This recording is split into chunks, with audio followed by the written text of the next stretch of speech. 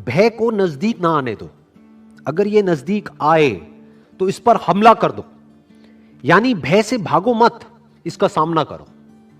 किस भय की बात करी जा रही है यहां पर, पहले उसको समझना पड़ेगा। दो तरह के डर हैं जो हर इंसान के अंदर होते हैं।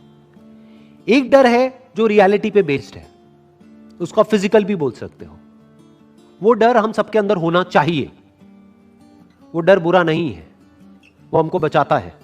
फॉर एग्जाम्पल, आप अगर किसी एक ऐसी बिल्डिंग के 10वें फ्लोर पे जाकर के एज पे खड़े हो जाओगे जहां से कि आप अगर नीचे गिरे तो आप मर सकते हो, तो वहां पर जैसे जैसे आप आगे बढ़ रहे होगे आपको डर लगेगा।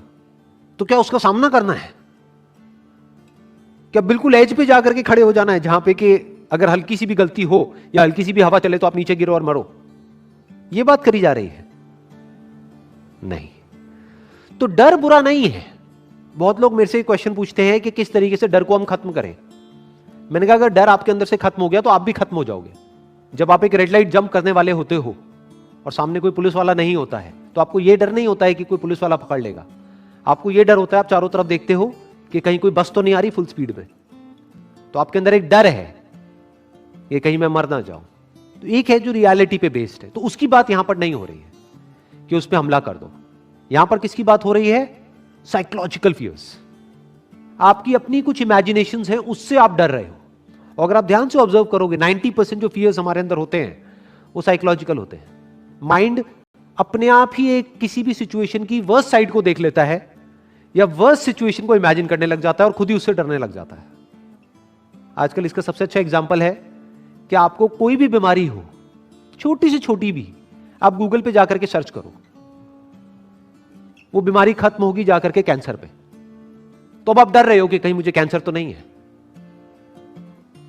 अब इस डर का क्या इलाज है कि बैठे बैठे डरते मत रहो, जा करके अपना टेस्ट करा लो।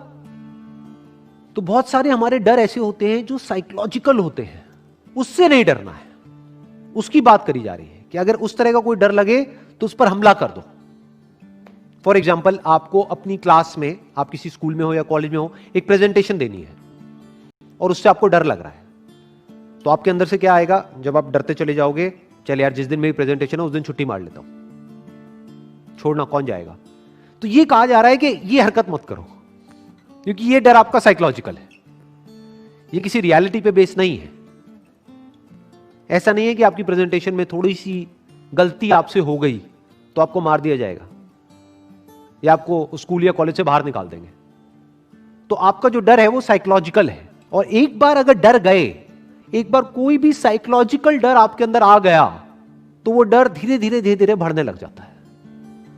फिर वो डर एक सिचुएशन तक नहीं रहता है, आपकी लाइफ के हर एस्पेक्ट पे वो रिफ्लेक्ट होने लग जाता है। लेकिन अगर उसी वक्त आप उसका सामना कर लो और उसको वहीं पे खत्म कर दो तो हमेशा के लिए वो डर आपके अंदर से गया। तो डर का क्या इलाज है? Action, immediate action. For example, आपके अंदर पानी का डर है, डूबने का डर है, तो शुरुआत करो ना कम गहरे पानी से। गहरे पानी से दूर रहो, कोई बात नहीं, बट उसको फेस करो। अगर नहीं आती है स्विमिंग और पानी का इतना ही डर है तो तैरना सीख जाओ। इससे क्या होगा? आप सिर्फ तैरना नहीं सीखोगे। आपको लग रहा है आपको सिर्फ पानी में तैरना आ रहा है, अरे ना भाई, आपको जिंदगी में तैरना आ रहा है। क्योंकि जिस तरह से आपने यहां पर अपने डर को कॉन्कर किया, फ्यूचर में भी अगर कोई सिचुएशन आएगी तो आपको पता होगा कि अपने डर को कॉन्कर कैसे करना है। यानी कि अगर कोई भी किसी भी तरह का साइकोलॉजिकल डर आपके अंदर आए तो छोटे से छोटा स्टेप उठाओ और उस डर को वहीं पे जड़ से खत्म कर दो और धीरे धीरे उस स्टेप को बड़ा करते चले जाओ। तब तक बड़ा करते चले जाओ जब तक कि वो जो आपका एक्शन है वो उस डर से बहुत बड़ा ना हो जाए। कुछ कहना चाहते हैं? वाइड होना चाहिए। Excellent point. खड़े होकर के माइक लेकर के बोलो। हमारा जो देखने का नजरिया है वो एकदम वाइड होना चाहिए, मतलब हमें हर चीज में खुशी ढूंढनी चाहिए। बहुत बढ़िया, let's give big hand for him. बहुत अच्छी बात बोली है। आपको खुद को भी पता नहीं है आपने क्या बोल दिया, मैं भी एक्सप्लेन करूंगा। हो जाता है जी, कई बार ऐसी कुछ बातें आ जाती है। मैंने जो देखा, अब ये मेरी नजर है। आपको इनकी बात में इतना कुछ नजर नहीं आ रहा हो, मेरे को कुछ बहुत कमाल का नजर आया है। मतलब एकदम से मेरी खुद की एक परत खुल गई है। आपको पता नहीं, आपको लगता है सेशन आप लोगों के लिए हो रहे हैं ना जी, मैं अपना ही सीखता जाता हूँ, मुझे उसमें मजा आता है। आप खच्चरों के ऊपर आप सीखो ना सीखो, जो मर्जी करो यार, क्या बोला था आपने कि हमारी जो विजन है वाइड वो होनी चाहिए। वाइड होनी चाहिए। इसका मतलब क्या है, एक्सप्लेन करो। अगर सपोज मैं किसी कंपनी में जॉब कर रहा हूँ, हाँ, तो हमेशा मैं जैसे रोज एक एम्प्लॉय की हैसियत से जाता रहूंगा, तो उसमें मजा नहीं है। अगर मेरी विजन वाइड होगी तो मैं एक मालिक की हैसियत से देखूं और मैं मालिक वो निकाल देगा आपको। अरे क्या बात कर रहे हो, जैसे ही आपके बॉस को समझ आया ना कि ये बंदा मालिक बनेगा, सबसे पहले उसको निकाला जाएगा। वो कहेगा ये तो मेरी कुर्सी पे कब्जा करने के मूड में। अब मैं एक्सप्लेन करता हूँ कि आपने क्या बात बोल दी है। आपने बड़ी बड़ी मतलब कमाल की एक बात बोल दी है। मैं एक्सप्लेन करता हूँ।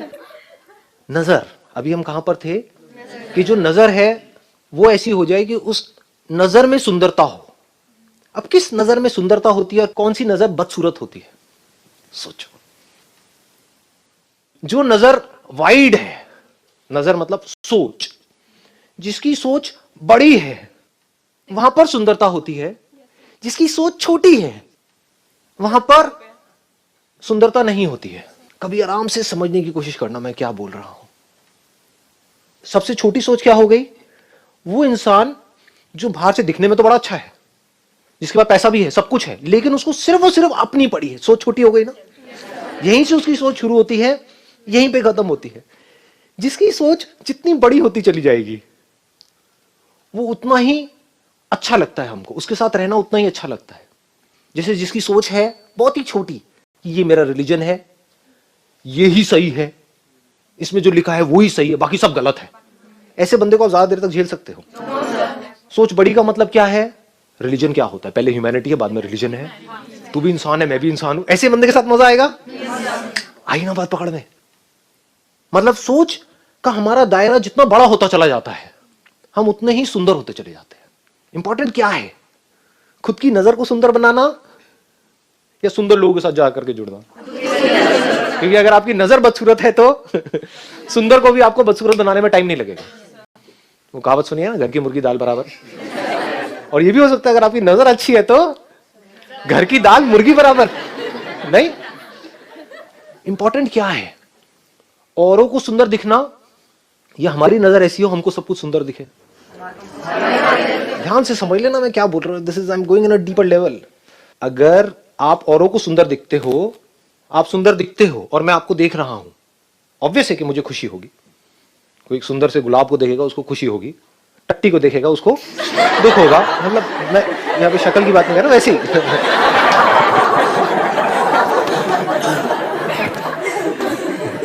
तो अगर आप सुंदर दिखते हो तो किसको खुशी होगी? दुनिया को। दुनिया का फायदा है। लेकिन अगर आपकी नजर सुंदर है तो किसका फायदा है? हमारा फायदा है। इन दोनों में फर्क समझ आ रहा है? या थोड़ा ज्यादा हो रहा है? आ रहा है ना पकड़ में? कि अगर मेरी नजर सुंदर है तो मुझे फायदा है। बाय डिफॉल्ट सुंदरता किसमें है? आपको एक छोटे से एक बॉक्स में कैद करके रखा जाए, उसमें आपको अच्छा फील होता है। मैंने कहा ना, beauty is connected to happiness. उसमें आप खुश होते हो, या एक ओपन स्पेस। ऐसे ही सोच है। जिसकी सोच जितनी छोटी होती है उसको खुद को नहीं पता होता है, वो उतना ही अंदर से दुखी होता है। जो जितना ज्यादा सेल्फिश होता है, जितना ज्यादा सेल्फ सेंट्रिक होता है कि कोई इंसान है उसको सिर्फ अपनी ही पड़ी है, अपने बच्चों की भी नहीं पड़ी है, अपनी वाइफ की नहीं पड़ी है, किसी की नहीं पड़ी है, सिर्फ अपनी पड़ी है। अपनी सोच को थोपना है औरों के ऊपर ले जाकर के, वो उतना ही बदसूरत होता है सबके लिए। सच कह रहा हूं झूठ कह रहा हूं? उससे कोई भी जुड़ नहीं सकता है। ऐसा क्यों हो रहा है? क्योंकि वो उतना ही दुखी होता है अंदर से। और जिसकी सोच जितनी बड़ी होती चली जाती है वो अंदर से उतना ही खुश होता है। जो अंदर से जितना खुश होता है वो उतना ही सुंदर होता है सबके लिए।